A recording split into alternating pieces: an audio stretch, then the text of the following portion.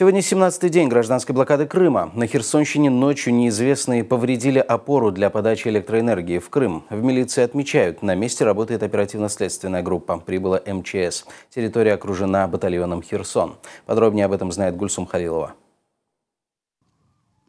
Сегодня утром активисты гражданской блокады Крыма во время патрулирования на территории близ села Чангар обнаружили, что одна из опор линии электропередачи повреждена. Столб смещен на 1,5 метра от точки опоры. Держится за счет второй.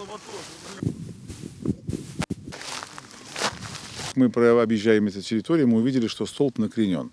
Естественно, мы подошли, посмотрели на этот столб. Действительно, столб, вы видите, смещен на 1,5 почти метра, смещен, вырван из земли.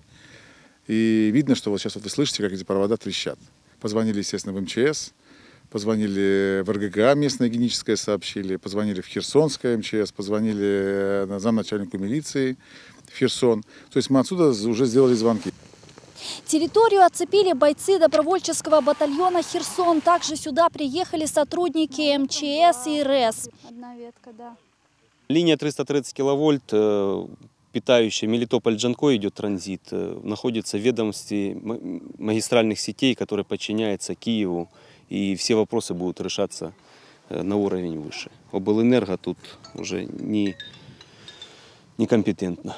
Работники рассказали, в любом случае будут отключать для того, чтобы произвести ремонт. Это означает ли это, что Джанкой может лишиться света? Не могу сказать. Может, есть какие-то скрытые резервы, я не в курсе. Возле опоры не ближе 15 метров. Если упадут провода, то до 35 метров подходить нельзя. По словам сотрудников МЧС, поврежденная опора является веткой Мелитополь-Джанкой. Сейчас же здесь продолжает работать следственно-оперативная группа. Мы же остаемся на месте и отслеживаем ситуацию. Гульсум Халилова, Эльдар Тарахташ, Заман, АТР.